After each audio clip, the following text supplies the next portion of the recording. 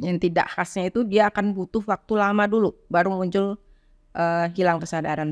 Bisa lagi terjadi serangan berulang di tempat penyumbatan yang awalnya terjadi itu atau di tempat pembuluh darah lain. Habis minum itu jantungnya langsung berdebar gitu. Itu boleh dimasukin ke penyakit jantung atau gimana tuh? Organ jantung jangan tersumbat, hidup sehat sebelum terlambat. Oke deh, keren banget nih Bu ya. RSUD Kota Padang Panjang melayani dengan hati.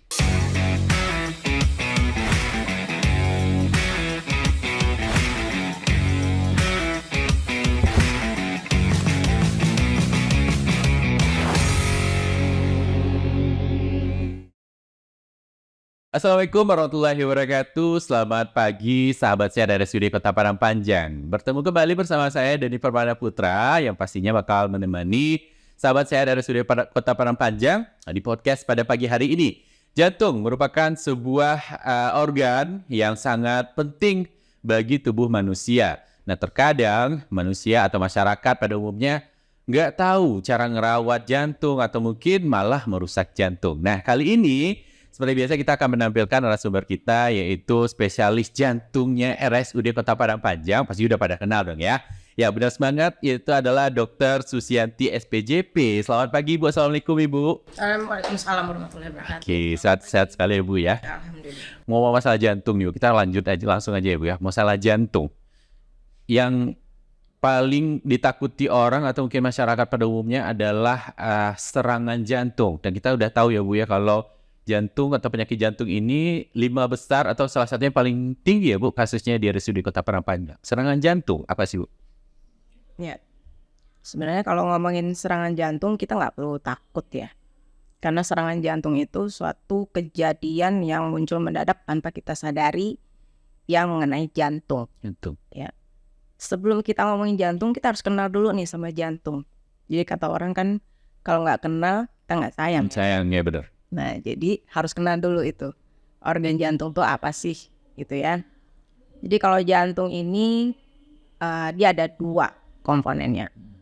Jantung itu sendiri dan ada pembuluh darah di situ. Darah ya. Nah, jantung ini fungsinya sebagai pompa. Karena dia memiliki otot di situ yang gunanya berfungsi memompakan darah. Nah, untuk pemompaan ini pasti ada salurannya. Salurannya namanya pembuluh darah. Kalau kita analogikan, pembuluh darah ini seperti pipa. Jadi jantung itu pompa, pembuluh darahnya pipa. Nah, jadi kalau pompa jantungnya bermasalah, pipanya, aliran darahnya pun akan bermasalah. Yang pada kejadian serangan jantung itu, dia terjadi masalahnya di pipanya. Atau di pembuluh darah jantungnya itu sendiri. Penyebabnya ya macam-macam, tapi yang paling sering adalah makanan berlemak. Itu yang paling utama. Terutama di kita di Sumatera Barat dengan makanan yang penuh banyak kolesterol ya. Santannya ya Bu ya. Santannya itu apalagi, jadi itu lama-lama menumpuk. Menumpuknya di dinding pembuluh darah. Yang kita sebut dengan plak. Mungkin pada nggak tahu itu apa arti plak. Tapi kalau secara alam namanya endapan lemak yang membatu atau mengendap seperti lumut dalam pipa. Nah itu lama-lama kalau konsumsi kita makanannya banyak berlemak terus, dia akan tambah menumpuk. Akhirnya menutupi aliran darah tersebut. Nah itulah namanya sumbatan pembuluh darah jantung. Kalau sudah terjadi sumbatan artinya sudah terjadi serangan jantung. Jadi pasiennya akan meninggal kalau tidak ditata laksana dengan baik. Gitu Bu, berarti emang ada penumpukan dan sumbatan tadi ya Bu ya. Tapi misalnya nih Bu, seseorang tuh bagaimana kita harus tahu gitu Bu, kalau wah kayaknya kamu lagi sakit jantung deh, atau kayaknya nggak sakit jantung deh, ada ciri khususnya nggak sih Bu? Ya betul. Kadang-kadang masyarakat, tapi sekarang masyarakat udah pinter. Karena dia udah banyak mengetahui dengan gadget ya. Iya. Dengan IT kita kayak ada Google, ada YouTube bisa ditonton. Tapi rata-rata memang ada yang mengacuhkan atau tidak mengindahkan dengan gejala-gejala yang ringan misalnya. Misalnya dia keluhannya ada nyeri-nyeri di di lambung atau di ulu hati. yang dia berpikir itu adalah gangguannya di di lambung atau dengan gastritis atau GERD gitu ya. Tapi lama-lama dia minum obat-obat lambung tidak sembuh. Iya. Ya. Nah, dan itu tidak tidak aware, dia tidak indahkan, dan dia tetap minum obat-obat untuk menghilangkan nyeri lambung misalnya. Tapi ditunggu sampai 3-4 hari nggak juga sembuh, akhirnya meninggal. Iya. Nah, banyak kejadian seperti itu, ternyata meninggalnya memang karena serangan jantung tadi. Karena serangan jantung ini ada yang keluhannya itu ada yang khas, ada yang tidak khas. Ya, kalau yang khas itu nyeri dada di tengah-tengah sini, lamanya itu bisa lebih dari 5 menit terus menerus sampai berkeringat dingin, dia lemas, bisa juga dia sesak napas, bisa tiba-tiba dia pingsan. Gitu. Nah itu Yang gejala khasnya, Bu, ya? serangan jantung, ya. Tapi yang tidak khasnya tidak akan terjadi serangan jantung. Yang tidak khasnya itu dia akan butuh waktu lama dulu baru muncul hilang kesadaran tadi, serangan jantung. Misalnya seperti saya bilang tadi, keluhannya ulu hati, nyeri ulu hati, tapi minum obat-obatan seperti untuk mengurangi asam lambung, dan keesokannya dia akan nyeri dadanya semakin hebat dan dia akan penurunan kesadaran. Berarti dengan kayak penyakit mungkin ada selama ini masyarakat bilang itu mah tiba-tiba udah nggak meninggal aja, ternyata itu bisa ini tanda tidak khasnya serangan jantung juga ya, Bu, ya? Oh gitu.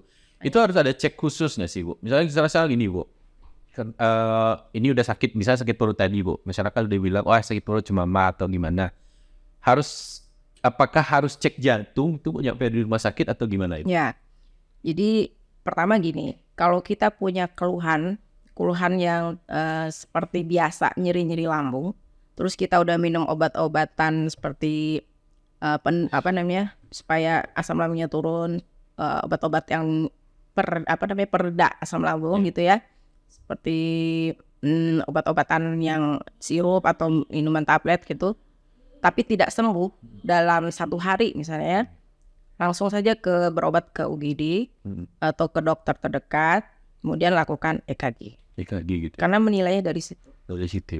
Ya. Oke, Bu. Jadi kan sekarang sudah dicek nih, Bu, sudah dicek jantungnya gitu. Itu apakah bisa kena lagi itu, Bu, atau mungkin emang ada penanganan khusus setelah itu kali, Bu? Iya. Penyakit jantung ini? Betul. Penyakit jantung ini nggak selamanya kita bebas dengan sakit jantung gitu ya. Apalagi kalau pasien sudah pernah mengalami serangan jantung, kemudian dia diobati misalnya selamat dan dia tidak meninggal ya, karena diatasi dengan baik gitu. Nah itu bisa berulang kembali. Bisa lagi terjadi serangan berulang di tempat penyumbatan yang awalnya terjadi itu atau di tempat pembuluh darah lain. Jadi memang harus dijaga betul kondisi tubuh kita ya, terutama jantung, dengan cara ya gaya hidup kita ini harus sehat ya. Apalagi kalau kita punya faktor risiko. Di sini faktor risiko tuh nggak hanya satu, pasti banyak gitu ya. Selain hipertensi, diabetes, makanan, kolesterol tinggi, dan faktor risiko stresor juga mengaruhi. Ya, stresor itu apalagi dengan lingkungan baru misalnya, atau orang-orang yang penuh dengan kecemasan hidupnya ya, yang tiba-tiba apa-apa dipikirin terlalu berlebihan gitu ya.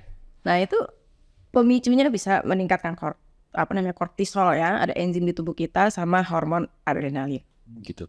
Mungkin waktu dan masih kecil gitu ya, Bu, ya. Orang yang sakit jantung ini mungkin boleh dibilang itu umurnya sekitar 50 tahun ke atasan gitu, Bu. Tapi sekarang ini kalau kita lihat, Ibu, anak-anak muda sudah juga banyak juga ya sakit jantung ya, Bu. Ini terbukti nih, Bu. Dalam minggu kemarin itu dan baca berita, Bu, 2 orang pegulat dunia itu umurnya baru 30 tahunan itu meninggal karena jantung.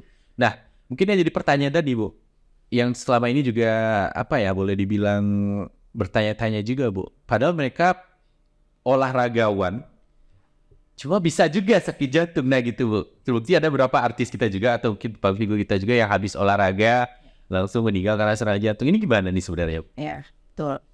Jadi jangan takut olahraga ya. Kalau ada kejadian, tapi kan itu jadi takut. Jangan takut olahraga. Tiba-tiba setiap kita nonton misalnya main bola, ada yang meninggal pas. Oh iya, benar-benar. Sebenarnya bukan olahraganya menyebabkan orang itu meninggal. Ya, kemungkinan besar orang ini sudah menderita atau masalah di jantungnya. Kemungkinan besar, dan itu tidak terdeteksi. Ya, minimal di jantung, di otot jantungnya itu ada masalah atau di pembuluh darah jantungnya bermasalah. Cuman 2 itu komponen tadi saya ceritain kan. Jantung itu ada 2, ototnya dan pembuluh darahnya. Jadi kalau salah satu bermasalah pasti bermasalah. Ya, jadi jangan berpikir dengan olahraga saya nanti mati. Berlebihan olahraga nanti saya sakit jantung. Jadi udah ada juga faktornya. Faktornya sudah ada. Gitu. Itu ada jam-jam khusus nggak sih Bu? Sebagusnya kan ada di orang bilang nih Bu, jam segini nggak boleh mandi karena ngerusak jantung, jam segini nggak boleh olahraga karena bisa ngerusak jantung, ada nggak sih Bu? Ya, Bu? sebenarnya itu mitos ya. Mitos betul. Banyak sudah yang pasien juga kadang nanya. Sebenarnya untuk olahraga kita tuh bisa olahraga pagi hari, bisa sore hari. Ya, kalau untuk kesehatan kita dianjurkan olahraga itu hanya 30 menit sehari. Itu untuk orang-orang dengan kebiasaan aktivitas yang biasa, sedang ya. Kalau untuk mandi nggak ada aturan ya harus mandi sesudah olahraga, habis itu mandi. Tapi lebih baik setelah olahraga tuh pendinginan dulu ya, minimal 30 menit baru mandi. Nggak boleh malam hari, nggak boleh kapan aja, boleh pagi atau sore. Itu seperti ya Bu ya. Ya. Jadi ngomongin masalah jantung juga nih Bu, mungkin ada juga nih dari masyarakat dia minum kayak kopi atau ada minuman kayak apa ya gitu ya Bu, sehingga habis minum itu jantungnya langsung berdebar gitu Bu. Itu boleh dimasukin ke penyakit jantung atau gimana tuh Bu? Nah ini juga salah ini. Salah juga Bu ya? Kan yang mengatakan kalau mau olahraga nih saya minum kopi dulu supaya semangat gitu ya. Sebenarnya yang membuat semangat itu bukan kopinya, kafeinnya itu. Jadi kafein itu meningkatkan adrenalin sehingga tekanan darah bisa naik, nadi bisa naik, jadi kita bersemangat. Kan? Tapi memang itu tidak dianjurkan ya. Kalau mau olahraga kita minum kopi dulu. Jadi yang dianjurkan sebelum olahraga itu ya kita pendinginan, warming up ya, minimal 15 menit, peregangan dulu, baru lakukan olahraga. Dari Bu ya. Ya. Oke Bu, dan lanjut Bu, yang mungkin beberapa masyarakat juga mungkin lebih mengenal dengan istilah angin duduk Bu. Nah, karena ini bukan sakit jantung, ini angin duduk aja ya, dipijit, diurut langsung sembuh. Ada hubungannya nggak sih Bu kira-kira Bu? Ya, angin duduk. Angin itu bisa singkatan dari angina. Oh, sebenarnya orang zaman dulu pun dengan kalau angin duduk tuh mungkin udah udah aware ya, itu masalah gitu ya. Jadi kalau dalam bahasa angin duduk itu bisa kita analogikan itu suatu penyakit angina pectoris. Salah satu dari gejala penyakit jantung. Angina pectoris ini dari definisinya itu suatu nyeri dada. Nyeri dada yang khas. Yang khas ini artinya benar-benar itu fokusnya di jantung, bukan nyeri dada dari organ lain. Ya, nyeri dadanya bisa nyeri rasa tertekan, terhimpit, terbakar, ya, tercekik, rasa dipukul dadanya, dan atau rasa tidak nyaman di dada yang berlangsung terus-menerus. Dia tidak hilang dalam istirahat atau dia minum obat pun dia tidak akan hilang. Nah, kemudian dia berkeringat dingin, menahan rasa nyeri. Nah, itu salah satu tanda kalau itu waspada serangan jantung. Karena progresivitas di pembuluh darahnya itu, pipa yang saya bilang tadi itu sudah hampir menutup ya, dengan endapan lemak tadi yang sudah menutup sehingga aliran darahnya terhenti. Jadi kalau aliran darah dari jantung, pompa jantung itu mengalir ke pipa, di pipanya tersumbat, jadi aliran darah tidak sampai ke ujung otot dari jantung yang diperdarahi, yang butuh oksigen dan nutrisi, sehingga kematian jaringan otot jantung. Jadi ototnya nggak bisa bergerak lagi, diam. Nah, disitulah terjadilah henti jantung. Bisa juga henti napas. Nah, nanti ini berlanjut nanti dari kejadian ini untuk rumah sakit kan kita punya BHD nih atau code blue. Nah, di situ kita melakukan resusitasi jantung paru supaya yang tadinya henti jantung bisa kembali hidup. Jadi kalau sakit jantung ini juga yang ditakutkan masyarakat kan gini Bu, sakit jantung yaudah nanti pasang cincin. Itu emang cincin emas atau cincin apa gitu pasang? Enggak ya Bu ya? Kan, nah itu lucu juga kadang-kadang Iya, pasien saya. karena masyarakat juga kayak gitu loh. Iya. Pasien kalau di poli juga sekarang nanya, misalnya saya anjurkan, Bapak ini kondisinya belum bagus, dia sudah dirawat di ruangan jantung, sudah pulang, sudah mendapatkan obat pengencer darah gitu ya. Dilihat lagi EKG-nya masih belum ada perubahan dan pasien juga masih ada nyeri. Itu memang ada indikasi untuk dilakukan tindakan lanjutan dengan pemasangan ring atau stent. Nah pasien itu dia nanya gitu memang, itu yang dipasang apa Bu? Kata orang cincin, cincin ya Bu gini-gini. Namanya yang ring cincin Pak, tapi itu bukan cincin sebenarnya. Jadi yang dipasang itu stent sejenis stainless ya. Dia itu seperti kalau dilihat analoginya dibuka pulpen yang ada pernya itu, nah, pernya itu sekecil itu yang masuk ke pembuluh darah jantung. Jadi pemasangannya pun tidak dioperasi. Oh bukan dimasukin ke dada gitu ya Bu? Tidak dibedah, tapi bisa melalui pembuluh darah di tangan ataupun di paha. Jadi seperti pemasangan infus, kita pasang seperti pemasangan infus seperti biasa, ditusuk, kemudian dimasukkan apa namanya tuh apa istilahnya wiring ya. Ya, sejenis kawat kecil sekali. Diameternya mungkin kalau dibayangkan seperti bihun. Halus banget. Halus banget. Itu masuk ke pembuluh darah. Misalnya kalau di paha, nanti dia langsung masuk ke pembuluh darah jantung. Di situ ya Bu ya. Itu mau Bu, itu misalnya nih Bu, kita nggak tahu umur ya Bu, dipasang cincin ternyata meninggal. Apakah harus dikeluarkan lagi? Karena kan ada nih Bu, nggak pasang itu nanti takutnya umur pendek harus dikeluarin lagi. Kalau nggak diterima di tanah apa lagi kata masyarakat. Itu gimana Bu? Enggak, tidak harus diambil lagi karena yang sudah dipasang itu dia sudah menempel di dinding pembuluh darah. Berarti aman ya Bu? Ya, dia sudah menempel dan tidak bisa dibuka lagi. Oke Bu, aman berarti ya Bu ya. Oke Bu, sekarang pencegahannya nih Bu, biar masyarakat atau mungkin sahabat RSUD nggak terkena penyakit jantung lah kira istilahnya Bu. Ya, pencegahannya pertama, kalau punya faktor risiko, ya kontrol faktor risiko itu. Faktor risiko ini faktor yang menimbulkan penyakit kita. Yang paling bahaya ini faktor risiko ini yang pertama untuk menyebabkan penyakit jantung ini, pertama ini urutannya sudah berubah ya. Tadinya urutannya nomor 3, sekarang nomor 1. Stres. Oh, stres Itu nomor 1. Kedua baru hipertensi, 3 diabetes, keempat hiperkolesterol, dislipidemi, kelima merokok, keenam obesitas, dan ketujuh olahraga yang berlebihan. Yang ketujuh termasuk. Tapi olahraga yang berlebihan ini untuk orang-orang yang sudah dinyatakan kondisi jantungnya baik. Tapi kalau berlebihan dia akan membuat jantungnya akan rusak. Gitu. Umur gimana nih Bu? Ya kalau umur itu berarti pola yang tidak bisa dirubah ya. Umur, jenis kelamin itu juga pengaruh. Tapi untuk umur sekarang tidak harus orang tua lagi Karena udah banyak anak muda yang kena penyakit jantung. Mungkin anak muda sering galau kayaknya Bu. Usia muda paling stres tadi ya Bu ya.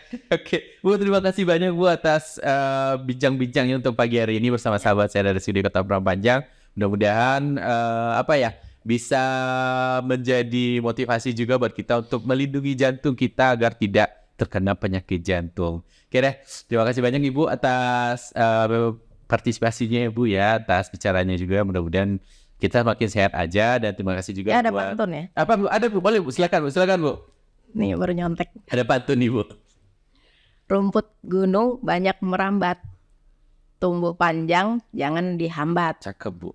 Organ jantung jangan tersumbat, hidup sehat sebelum terlambat. Oke deh, keren pantun nih Bu ya. Ada lagi Bu? Ada dua ya Bu ya. Lanjut Bu. Pagar jembatan jadi pembatas. Jembatan kayu di bagian atas. Jaga kesehatan sebagai prioritas. Agar selalu dapat beraktivitas. Oke, mantap ya Bu ya. Pokoknya jagalah sehat jantung kamu gitu ya Bu ya. Oke Bu, terima kasih banyak Ibu. Dan terima kasih juga buat sahabat saya dari Studio Kota Padang Panjang. Dan akhirnya saya dan Permana pamit. Wassalamualaikum warahmatullahi wabarakatuh. RSUD Kota Padang Panjang melayani dengan hati.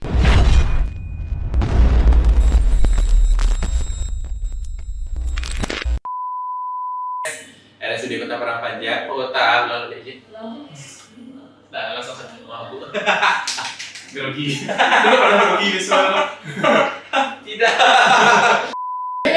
Mana. Baca zikir. Bismillahirrahmanirrahim. Gue lagi saya sama ibu sumpah. Oke lanjut. Nah, Jim enggak lanjut. Kota Padang Panjang, Jim. Kenapa dia begini? Belum pernah dia salah. Belum. Santai. Saya nggak makan orang. Enggak, Bu. Udah 10 kali. Ya jangan sekali.